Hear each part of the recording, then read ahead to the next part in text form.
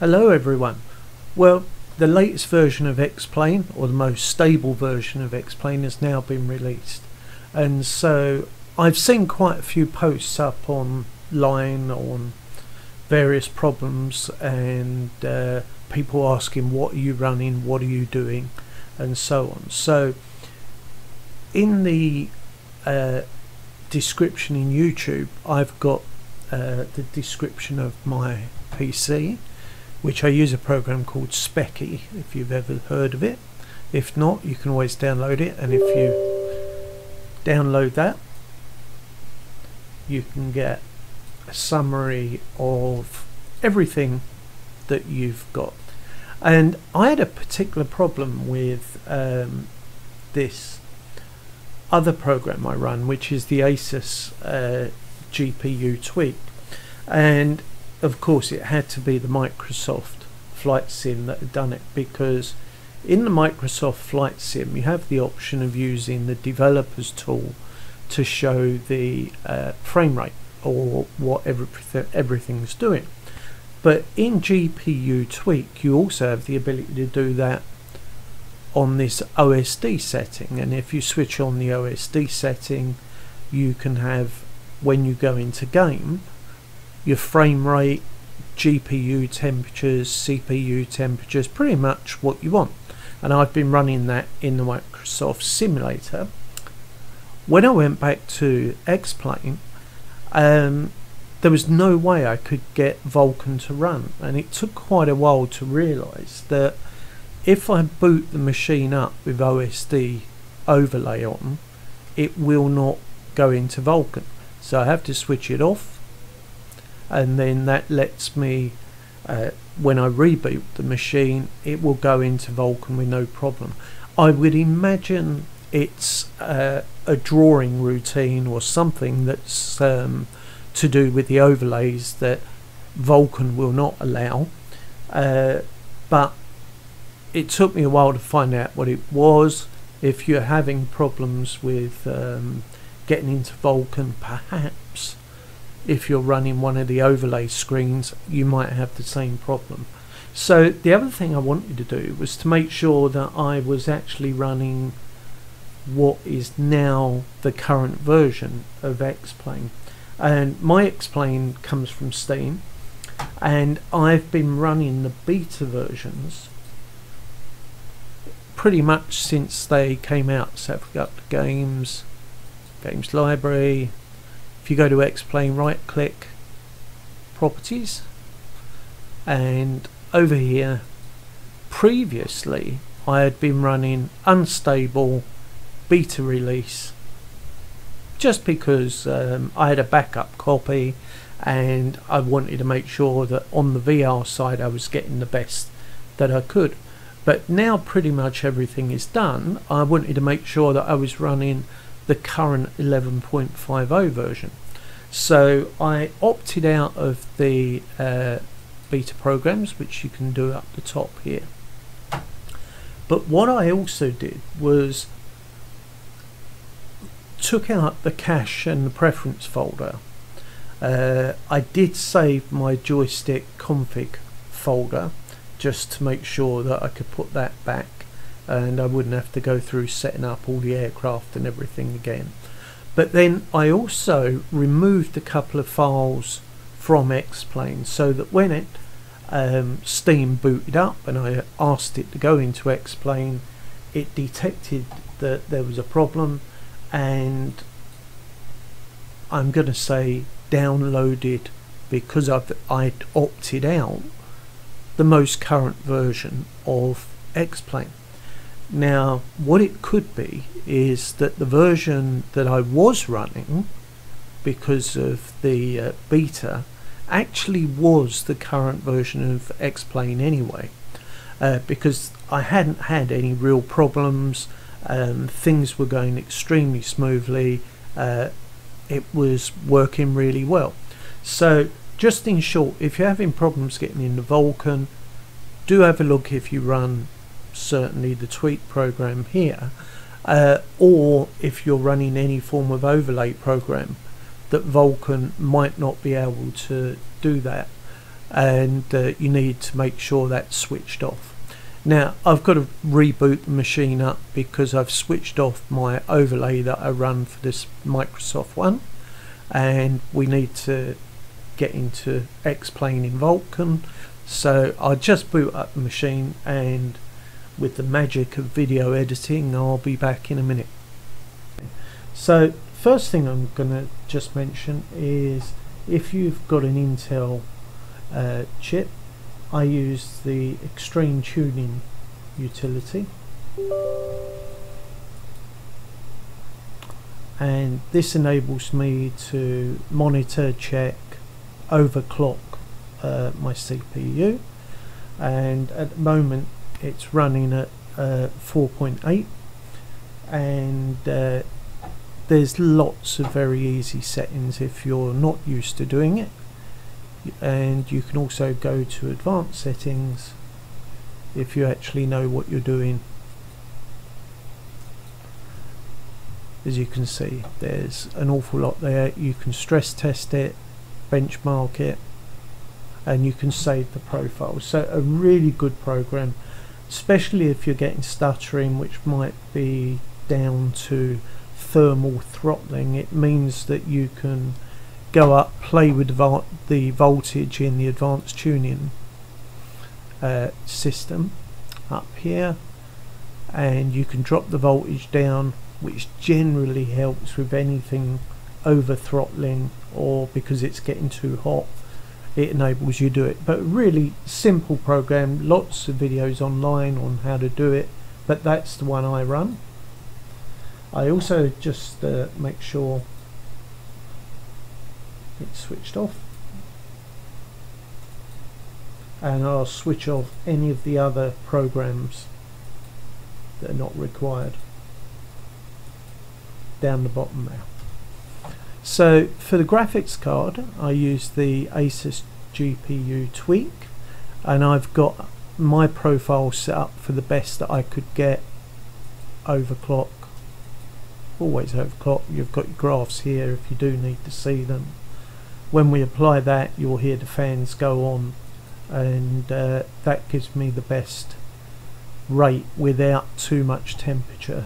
So the fans you'll start hearing coming on, and then it's overclocked the graphics card, and it generally runs at about 75, I would say, maybe 78 degrees, so that's not too bad. And then finally, when we've got nothing else running, we will jump into XPlane. The only other program I run is the ASXP down here, and I'll just switch that off for the moment, and we'll boot that up first and see, and that will detect when I start XPlane and give real weather.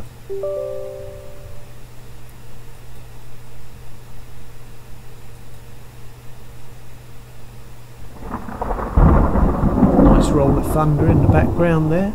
I did use their textures as well. It loads in high-res textures into XPlane, which is handy for the clouds. Go to the control panel, real weather is active. Go to the map, I'm at Shoreham. If you put the overlay over anything, it will tell you generally what's going on. You can change, obviously, lots of settings here to show how the map will look, and it's obviously going to lag behind and the way it inputs into XPlane, but I found it a really easy program to use, and it's well worth the investment into a weather program. The only other thing on this one, we just put that on the taskbar, we boot up XPlane, and it should go into Vulkan.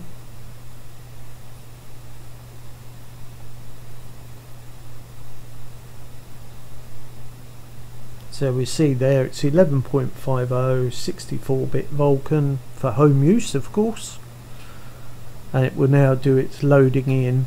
And the first time that you do this, it will take quite a while because it's got to load all the caching, the graphic settings and everything else. Second time you go in, be much quicker. I'd already been in the program, which is why that one was so quick. So I'm going to go to resume last flight,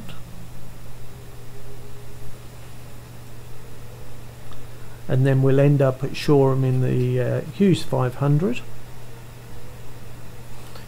You can hear the graphics card fans ramping up as the program's doing a lot more work.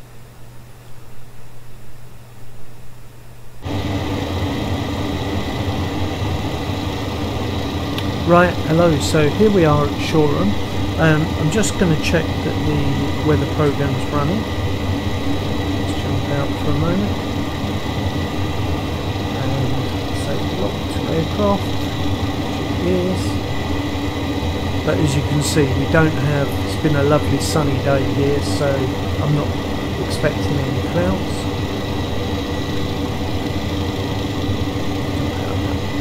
So at the moment I'm getting 40 frames on a flat screen monitor. What I would do if I was just flying around and not worried about weather, I would go to Sky Colours and change it to orbit to get that lovely blue sky. But if you're running the weather program, it actually works much better with the default setting down here. So if you don't run a weather program and want blue skies, go in, change it to orbit, and that will give you those lovely blue skies with white clouds on, if we'd have set the clouds, that is. So there we are, we're running at quite high settings, so this was the maximum that I could get out and fly smoothly on a flat screen.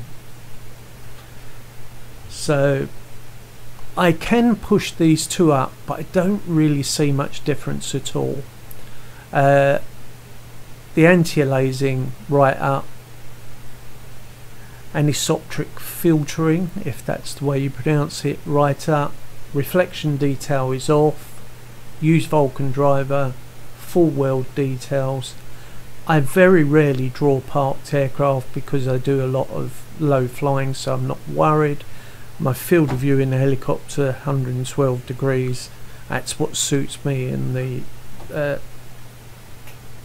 sort of view that I enjoy. I prefer it being slightly wider. And this will work on a flat screen and I will get pretty smooth flight. If I was going into VR, everything stays the same apart from these two sliders. Go to the bottom one down there, and then that would run with my Oculus Rift headset at the 27.5 with the sampling at about 1.6, which is what I generally run. If I try and increase anti-aliasing any more above that, I don't get the 27 frames that is required. I use OVR software in the VR headset, and you've got a number of settings in there. Everyone is mad about frame rate, but 27.5 with the warping software enabled is absolutely smooth. It works brilliant. If I'm in a countryside area where it's just grass and trees, I can put it on the 40 and that will generally run well. It's only if you're going into built up areas that I generally tend to drop back to the 27.5 that an OVR enables me to do. So we'll go back to what I call flat screen mode. So here we are. It's a sunny day unfortunately, so we're not going to see any of those clouds that the program enabled. And we will just go off and just look at the sea, because one of the things the program for the weather control changes is the way the oceans look and the wave detail and everything else. So if we head over there, and then I'll call up the program.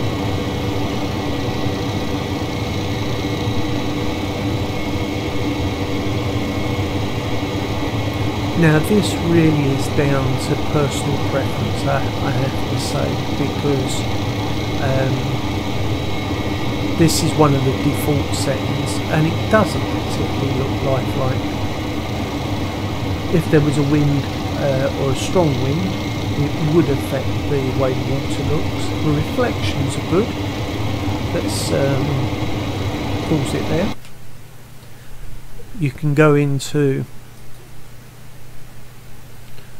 this one here, go to settings, let's knock the opacity back so we can see through.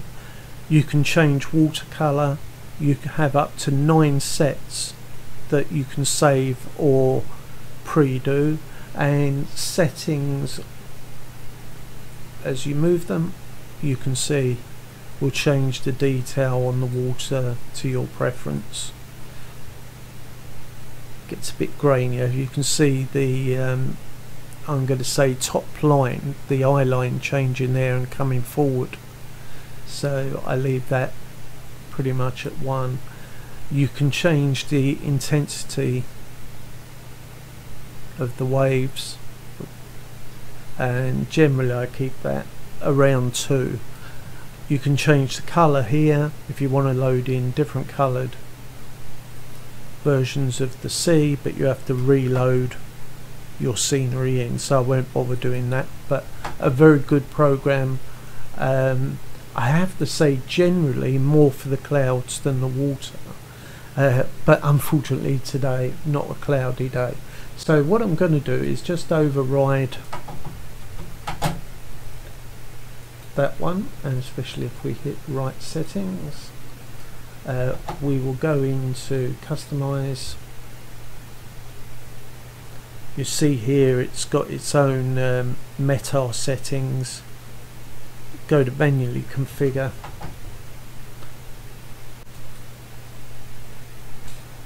If we go for scattered clouds, you can see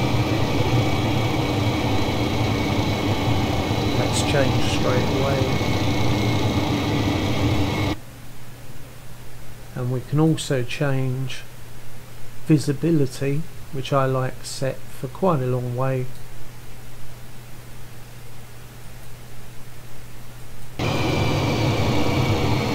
Just enables me to see further outwards in detail before the fog sets in. So still an overcast day. If I was making a video, it would be normally no clouds, about 3 o'clock in the afternoon, gives me nice shadows. Make sure the viewing distance, because when you change to clouds that changes. Up there like that, and then the last thing, because I love blue skies, go back to orbit, and if I was making videos, generally that's the settings that I will try and use, so it gives good viewing distance, good colours, good shadows.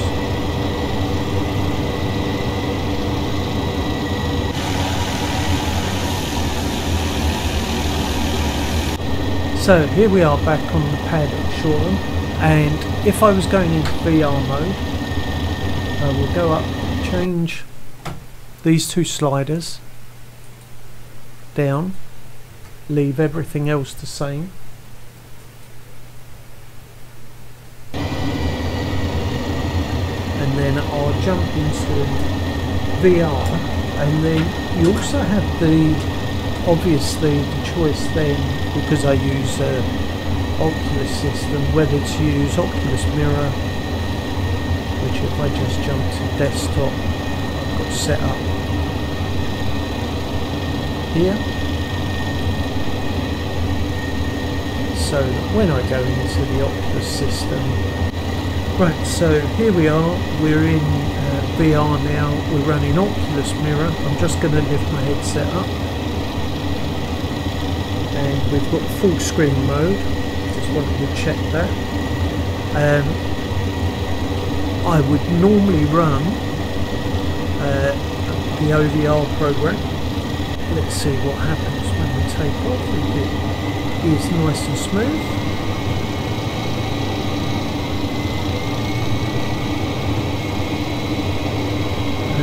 As soon as I took off there, frame rate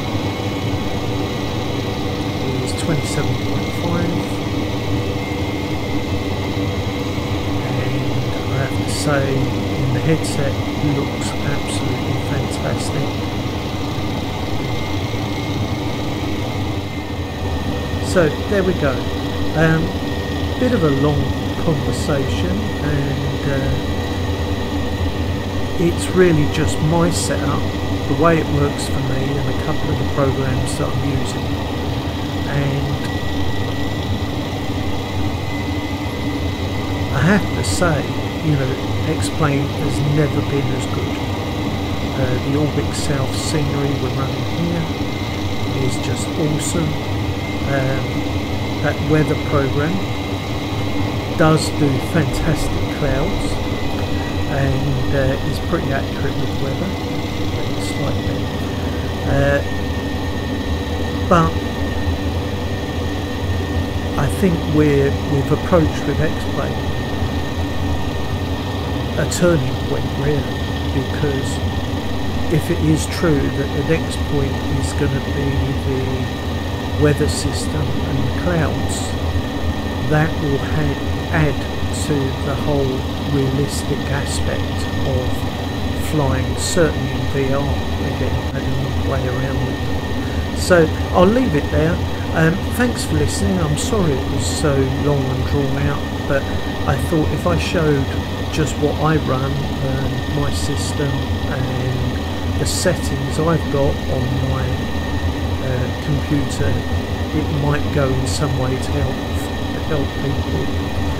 The only other thing I'm going to say is that my system, when I shut down XPlane, now I'm going to jump out of VR now and go back to the flat screen.